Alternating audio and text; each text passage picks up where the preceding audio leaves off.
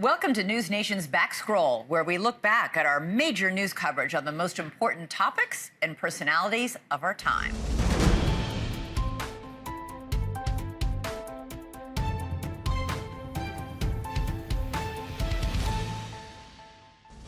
You're taking a live look at the White House at a cabinet meeting there on Wednesday. President Trump said that Elon Musk is welcome to stay as long as he wants to. Musk has led efforts to slash federal spending and government jobs across the board. The American people voted for secure borders, safe cities, and sensible spending. And that's what they've gotten.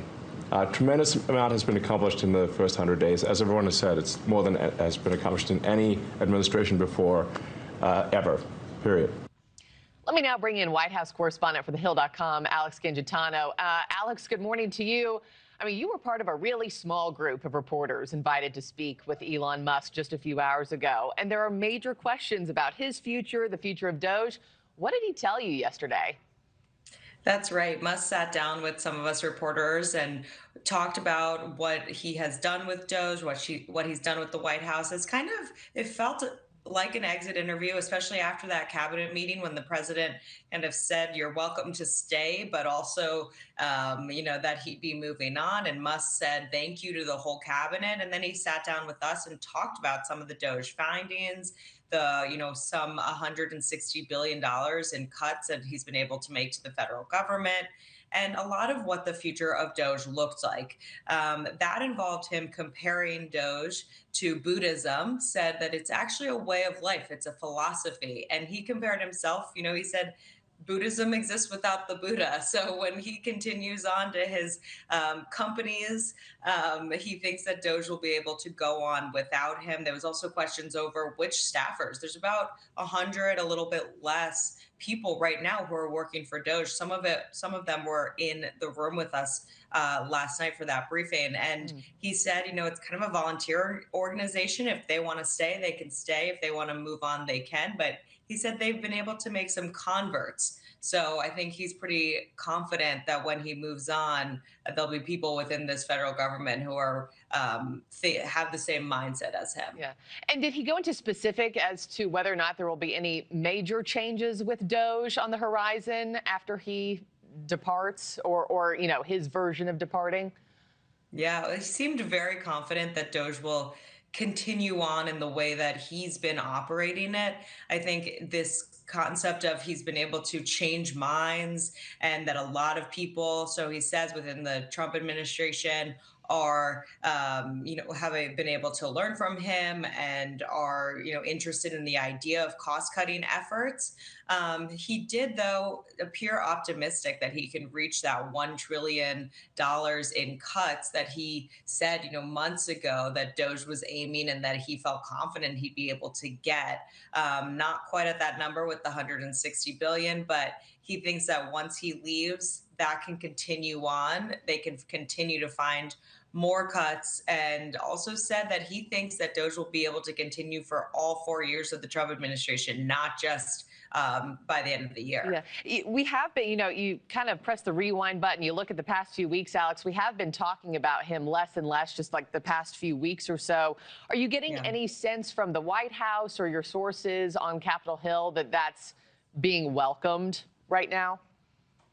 Of course, that I think largely stems from the fact that Tesla investors want him back at the company. They've seen the company take a big hit while he's been at the White House. And I think that Republicans, sources that I've talked to, are happy to see him take a less prominent role. He became kind of this boogeyman for the White House with all of these cuts and controversial moves. I mean, even Musk himself has admitted to other media outlets, but also to us last night, that there are mistakes that have been made and that they've remedied those mistakes. But Republicans have had to speak for a lot of those areas, whether it's firing national park workers and trying to bring them back after that, or firing people who work in, our food protection, and then maybe having to bring them back. So Republicans, I think, having to answer for him at these town halls time and time again when constituents have questions over him,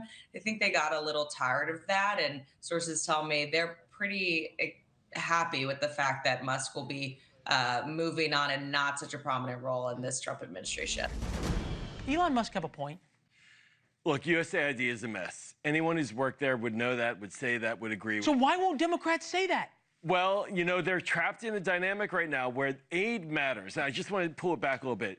America needs to provide aid overseas to secure war zones in Gaza and Ukraine, Afghanistan. Before Okay. We need humanitarian assistance. But the entity, the organization, needs a lot of help. Okay, so again, why can't Democrats admit that?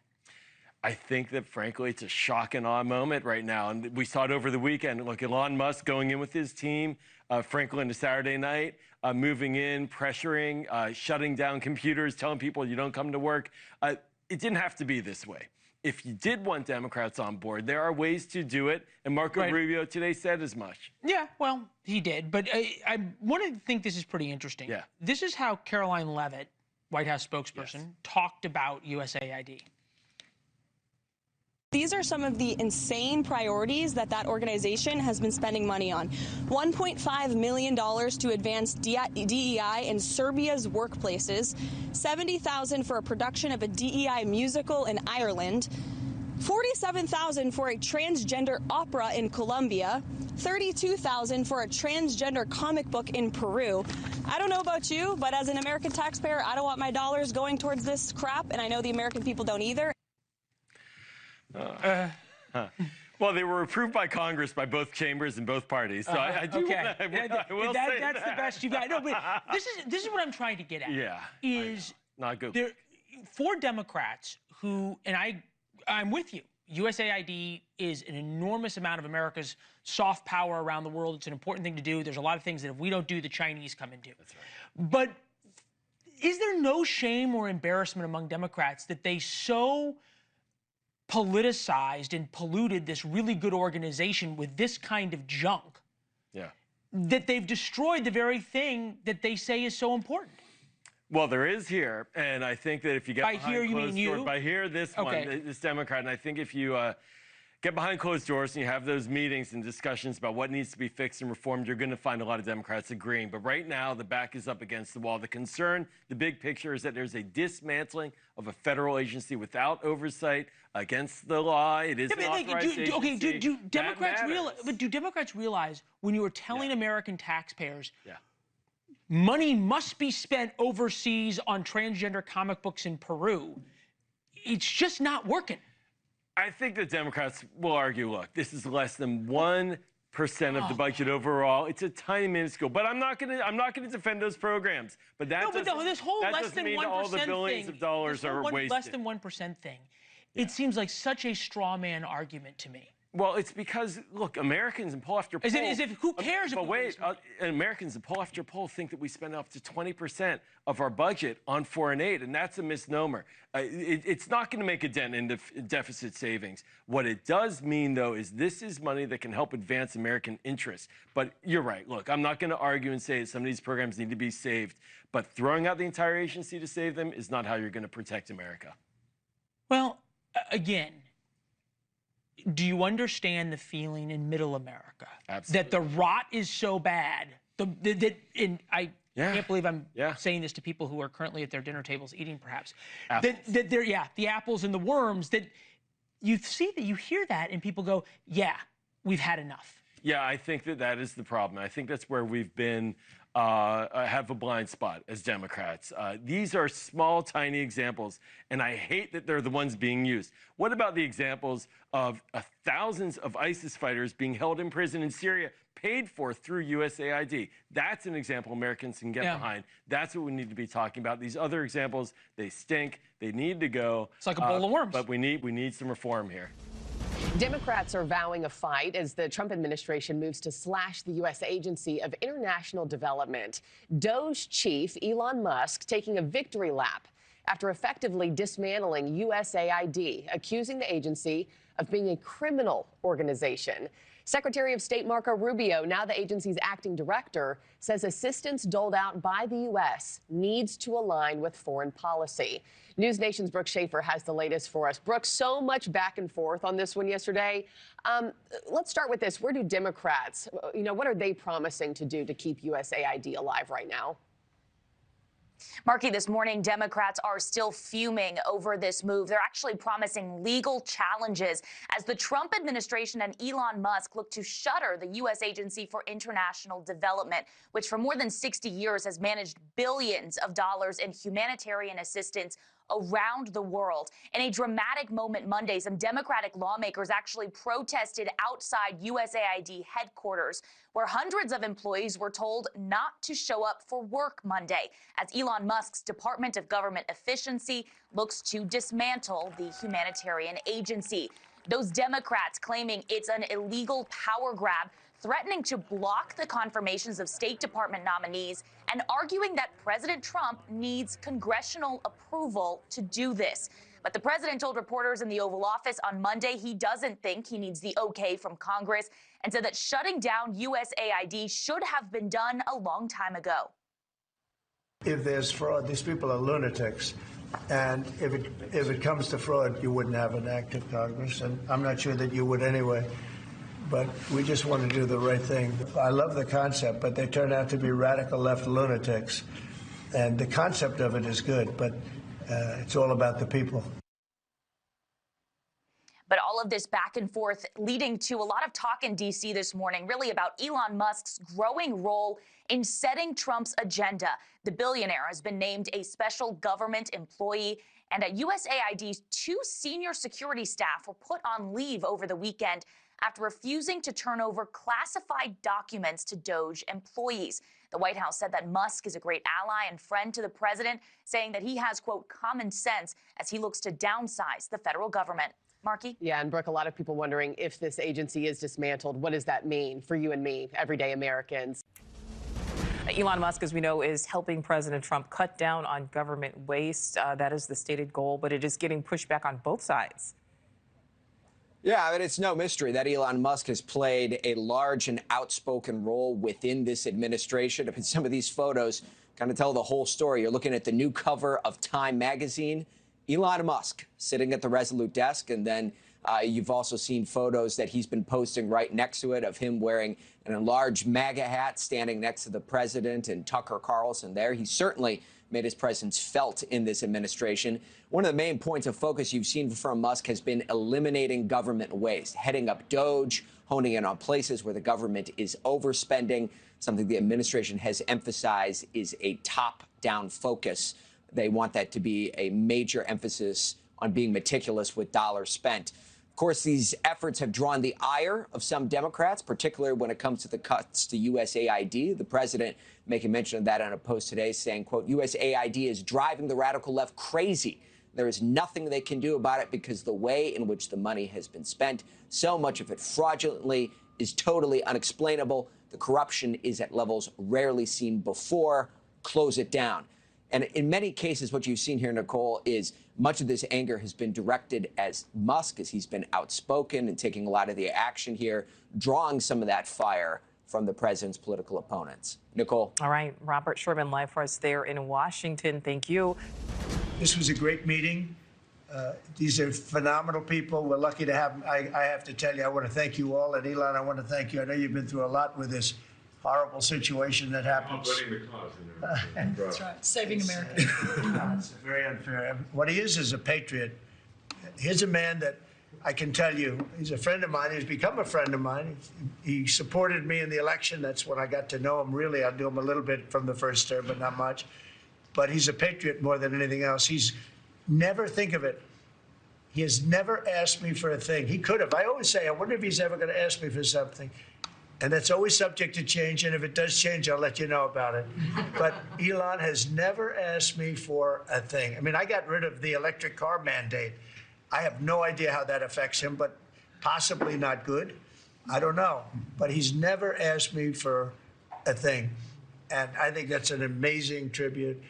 I did get activated last week when I saw what they were doing. I said, he makes an incredible product, and we're going to go out and tell people you can't do that stuff and support him. They got to support him, because if he wasn't doing this, he wouldn't have any of these difficulties. And I think it's getting less and less. Pam has done a great job with regard to all of the, I mean, I know the kind of investigations that are going on. If she finds them, which she will, she's already found 4 of them. But I think they're going to suffer very grave consequences, because they're really terrorists when you think about it. They're terrorists at a high level. And I think the people that are financing them, they could very well be people I know, people that you write about. But those people are in big trouble. So they better cut it out. But Elon's a patriot. We want to thank you very much for the job you're doing. Thank you very much.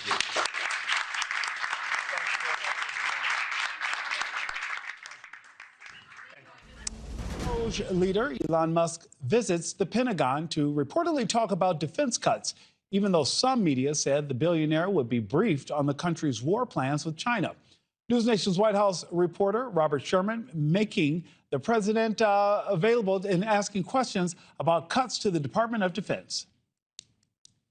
Mr. President, what do you say to American military families who are seeing Elon Musk at the Pentagon today, are hearing about Defense Department cuts, and their thoughts are immediately going to the safety of their loved ones who are currently deployed? Well, we're making our country strong. And when they see a thing like that and they hear that story about Elon and China, what they should do is realize that the New York Times is a corrupt institution, because I think they're the ones. They knew that story wasn't true. Nobody believed that story. People that, when I first called, they laughed when they heard the story. Nobody believed it, that the Pentagon was giving him a briefing on what war with China would look like, and he has business. No, they made that up because it's a good story to make up. They're very dishonest people. Look, I have it with the Times, and you'll see more and more of it. To me, it's a very, very dishonest organization. But a story like that is made up. It's total fiction. And I just wanted to make sure. I called up Chief of Staff and I called up Pete, and I said, "Is there any truth to that?" Absolutely not. He's there for DOGE, not there for China. And if you ever mention China, I think he'd walk out of the room. He wouldn't take it anyway. So it's just a made-up story. Just a made-up story. NewsNation's Kelly Meyer is following these new developments and joins us live from the White House. Kelly, we heard the president respond there to those charges that Elon would be briefed on situations that many feel he's not qualified for. What was said during the announcement about the military's new fighter jets, Kelly, in addition to Elon Musk, that caught your ear today?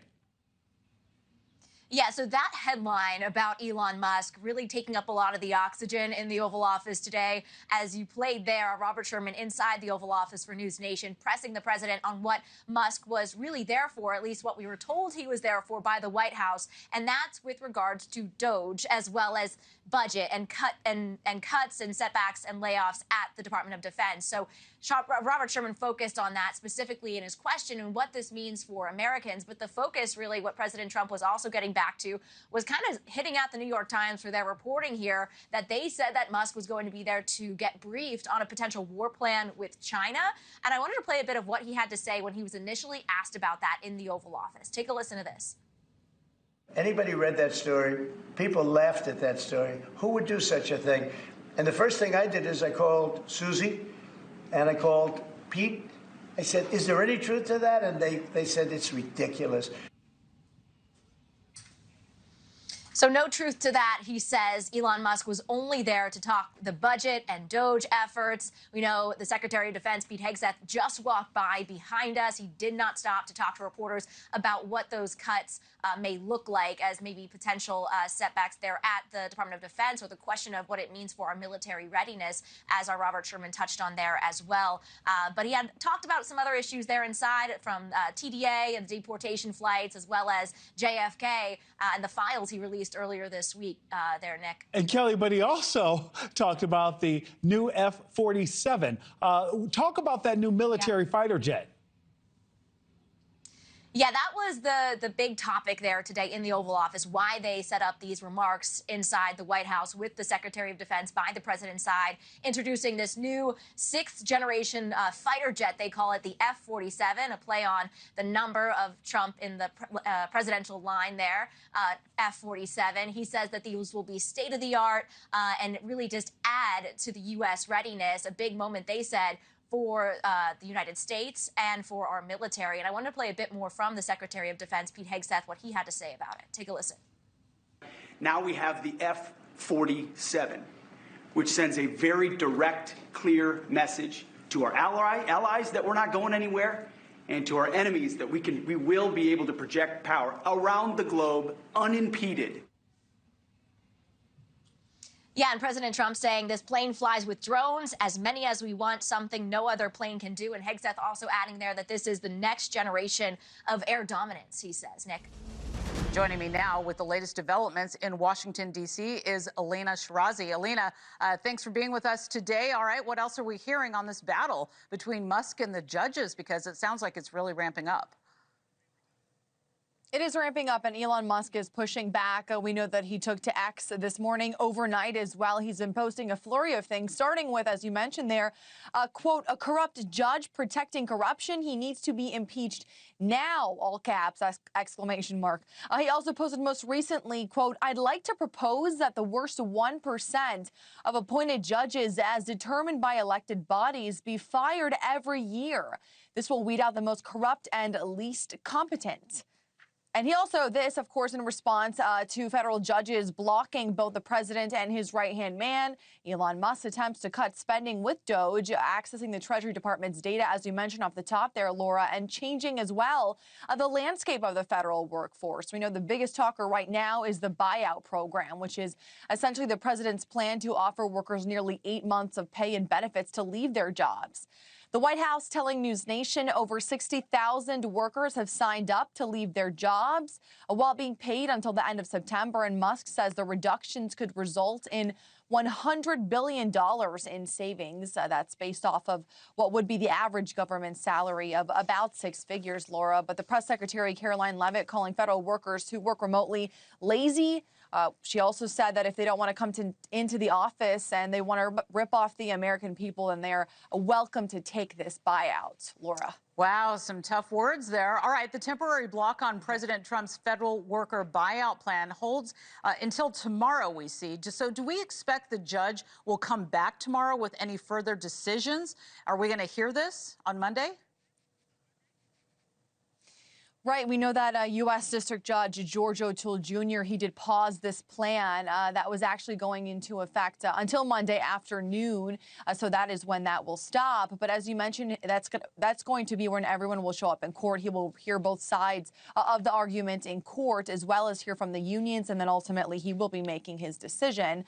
But here is what Donald Trump had to say on Friday about the money that is being spent on government programs. Here's the president himself. We're talking about trillions of dollars. It will be, in the end, trillions of dollars being absolutely wasted, and perhaps illegally. I would say certainly in many cases illegally. And we have heard from several labor unions stepping in, saying Trump's plan is illegal.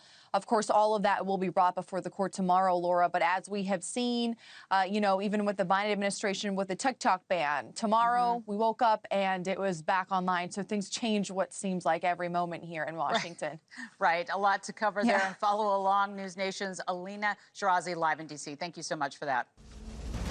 These things, like, it's just common sense. It's not. It's not draconian or radical. I think it's really just saying, let's look at each of the expenditures and say, is this actually in the best interest of the people? And if it is, it's approved. If it's not, we should think about it. DOGE saying they've uncovered billions in wasteful and dangerous spending across the federal government, and Elon Musk hoping to cut $2 trillion from the budget in the coming days. Since DOGE's launch, they are claiming some shocking findings, including the Iron Mountain mine, where federal employee retirements are processed by hand using paper and manila envelopes 230 feet underground. The EPA locating $20 billion in wasted tax dollars, which was supposedly hurried out the door before Inauguration Day. The Pentagon wasting thousands on coffee cups and soap dispensers. FEMA spending $59 million on luxury New York City hotels for undocumented migrants. NewsNation's Mills Hayes has the details. And Mills, all of these claims need some context here. So what are we learning about how much taxpayer dollars are being saved? Hey, Natasha. Well, the Department of Government Efficiency, led by Elon Musk, of course, says that they have saved taxpayers nearly $50 billion since President Trump signed an executive order creating the department on his first day in office. Musk promised transparency, and DOGE unveiled a new website. But as you can see, Americans are still waiting on some of the key details, still not posted on the DOGE website. Another alarming update from the Huffington Post reported a quick search of the DOGE website shows classified details from the National Reconnaissance Office, the federal agency that designs, builds, and maintains U.S. intelligence satellites. Musk's company, SpaceX, actually has a $1.8 billion contract with NRO to build hundreds of spy satellites. The White House, however, says that DOGE did not share classified information. Documents obtained by the Washington Post show step-by-step plans to carry out President Trump's plan to cut diversity, equity, and inclusion initiatives. DOGE has planned to trim staff from dozens of offices in the executive branch, including those that protect employees' civil rights and others that investigate complaints of employment discrimination in the federal workforce. It's not optional for us to reduce the federal expenses. It's essential. It's essential for America to remain solvent as a country. And after multiple losses and being blocked from servers at the Treasury Department, a judge granted DOGE a win, allowing the non-governmental agency to access records at the Department of Labor, Department of Health and Human Services, and the Consumer Financial Protection Bureau. Natasha. And Mills, how else is DOGE trying to get rid of fraud and waste in the federal budget? Do we know? Well, DOGE said Friday that it had recovered $1.9 billion of missing money tied to HUD, Housing and Urban Development, that it says the Biden administration allegedly misplaced. And after President Trump signed an executive order giving Musk a mandate to fire non-essential federal workers. Thousands of federal employees were fired this week, like Nick Massey. He managed national forest land in North Carolina and says public national land is about to look a lot different in the coming months. I would just ask anybody in a management or legislative position to just consider that you've just axed a really large skilled part of your workforce. And union officials say that the Trump administration fired 20 immigration judges without explanation on Friday. This as the president looks to cut the size of the federal government. However, lawmakers on both sides of the aisle have expressed a need for more immigration officials since there is a backlog of 3.7 million cases. Natasha. Wow. All right. Our Mills Hayes with that. Thank you. And in less than an hour, be sure to stay tuned for the NewsNation special report, Elon's America. We're going to be taking a deeper look at the man who is impacting so many aspects of our lives, from government to business to medicine and more. And his father is joining us live tonight. That's at 8 p.m. Eastern, 7 Central. Don't miss it. For more on President Trump's address, I'd like to welcome in Democrat Representative Hillary Scholten of Michigan. Thank you so much, Congresswoman, for giving us some of your time. What stood out to you the most from what we heard from President Trump last night? You know, I have said since the beginning of the second Trump administration that I'm willing to work with anyone on issues that help American families. I think one of the things that really stood out to me was just some of the lies and misleading information that was coming out of the speech last night. And, it's not just frustrating to hear the leader of our nation deal in mistruths. They have real implications for the American people. When the president was talking about, people approaching 300 years old being on, Social Security, those individuals are no longer receiving Social Security payments. The Social Security Administration tracks individuals who have had Social Security numbers and received Social Security, but that does not mean they are still receiving Social Security. That information is being used by Elon Musk and his band of 20-year-olds to potentially deny individuals Social Security payments that they're entitled to. Yeah, and we know that there are certainly very real fears from many, certainly many Democrats about what is happening right now. We heard, Representative, plenty of disagreement last night from the Democratic Party, the president even acknowledging it at one point. I'd like to listen to some of what he said specifically about the Democratic Party. I look at the Democrats in front of me, and I realize there is absolutely nothing I can say to make them happy or to make them stand or smile or applaud. Nothing I can do. All right. So, Congresswoman, what are your thoughts here? Because we know that the Democratic Party certainly has had some difficulty kind of coalescing, kind of finding its footing, particularly after the presidential loss in November. Do you think this is a rallying point for Democrats to capitalize on? Last night, I have to say, I was sitting there last night and he went on to say, I could find a cure for, a rare disease and they wouldn't stand. It is so far from the truth. There are plenty of things that would have gotten us to stand and cheer, certainly would have gotten me to stand and cheer. If the president would have found a cure for cancer, I would have been on my feet in no time. Goodness, if he would have even admitted that he will stop trying to defund cancer research in this country, I would have stood and applauded. But, the reason we stood unified and strong in that moment was because some of the actions that the president and his administration have been taking are deeply harming the American people. And you're right, there are a lot of concerns right now, and not only among Democrats. I'm the first Democrat in a century to hold this seat. Last week when I was home and doing town halls, something my Republican colleagues are not willing to do at this time, meeting my constituents face to face, I went to a part of my district that Trump won by 18 points. And what I got there was a reception of people who are terrified about cuts to Medicaid, Social Security, Medicare, federal workers with the Forest Service who have lost their jobs, because of these reckless firings. And it's not just Democrats who are concerned. Elon Musk is running an agency right now that is largely operating in the shadows with no transparency and accountability. Musk is, not just an unelected individual. He's Trump's top campaign donor. That should concern a lot of people that care about, accountability, transparency in the government. I introduced a bill, the CLEAR Act, to help address some of this. Most notably, what this bill does not do is, require DOGE to stop what they're doing. I believe that we should have a major audit of our funding in this country. I've said it since the first day I was elected. But the American people deserve to know what is being found and the actions that are being taken in response. If there's fraud, if there's waste in our government, we deserve to know about it. Yeah. And the American people deserve a chance to weigh in through their representatives in Congress by voting on it.